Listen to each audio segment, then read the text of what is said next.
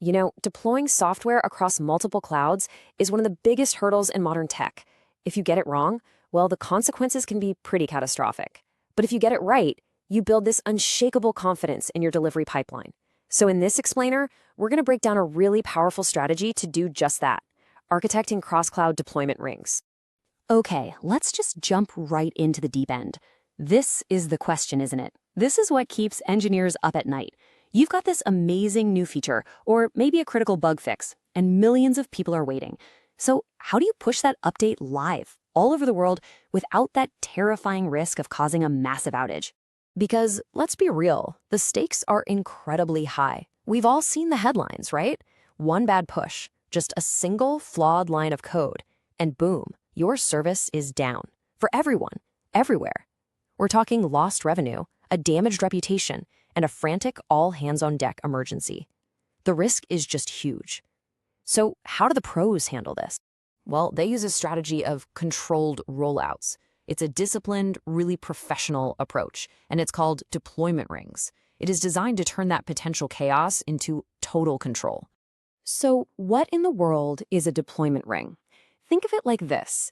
Instead of a big bang release where everyone gets the update at once, you progressively release it to these carefully chosen, isolated groups of users.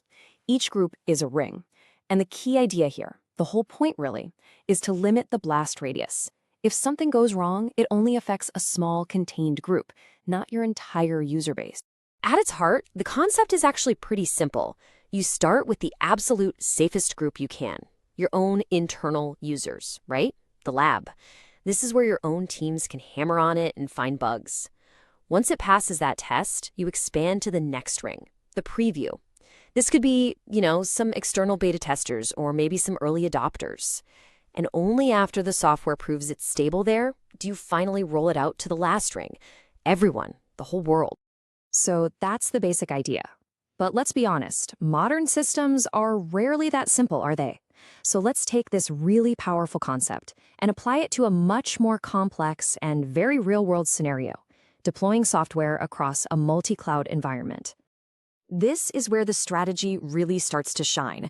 We're going to walk through what a cross-cloud rollout actually looks like, starting small on one cloud provider and then methodically, carefully expanding across the globe.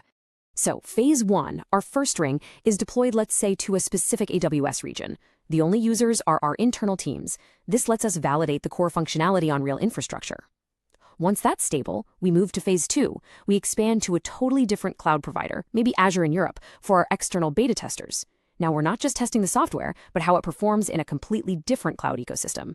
And then finally, with the confidence we've gained from those first two rings, we execute phase three, the full production rollout on our third provider, GCP, to all of our customers worldwide.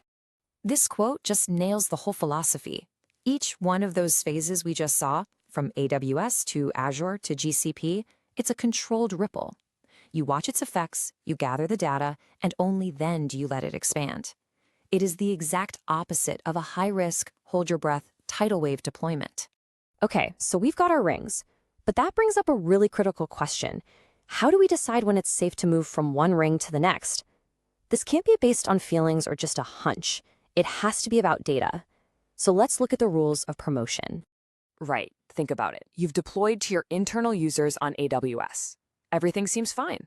But is it? How do you actually know it's safe to expand to those beta testers on Azure? What are you measuring to make that call? The decision is made with data.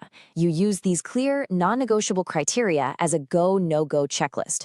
You're monitoring key metrics, like the error rate. It has to stay below, say, 0.1%. You track API latency, making sure that even your slowest requests are faster than 200 milliseconds. And this is a big one. You make sure there are 0 new critical customer tickets. Only when every single one of these gates is green do you even think about promoting to the next ring. But hey, even with all this caution, things can still go sideways. And that's why a great promotion strategy is only half the story. You absolutely, positively must have an essential rollback plan. This is your safety net. A really mature deployment strategy isn't just about moving forward. It's also about having a well-rehearsed, fast, and totally reliable way to go back to a stable version the second you detect a problem. And that rollback can happen in two key ways. On one hand, you've got automated triggers. This is like your system's own immune response. Your monitoring tools detect a sudden spike in server errors, and the system automatically rolls back. No human needed. On the other hand, you have manual triggers. This is for the kind of problems a machine might miss, like a really weird bug report from a user. In that case, an engineer can hit the big red button and initiate the rollback themselves. You really need both to be safe. So why go through all this trouble? Well, let's just recap the why. First, it massively reduces your risk. Second, you get much faster, more actionable feedback from real users. Third, it builds this incredible deployment confidence in your engineering teams. And finally, in our cross-cloud example, it proves your application is resilient across different providers, which is a huge strategic win. And the impact of that risk reduction is just staggering. By catching failures in those tiny first rings, your internal users, a small beta group, you can effectively mitigate over 99% of the potential user impact from a bad release.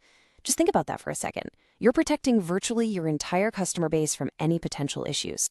So, you see, what we've been talking about here isn't just some clever deployment pattern. It's really more than that. It represents a fundamental shift in your whole mindset. It's about moving away from those hope and pray releases to a disciplined, data-driven way of building and delivering truly resilient software at massive scale.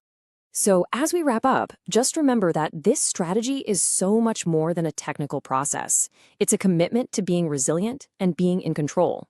The principles are clear, the strategy is proven. So the only question left is, how are you going to apply it?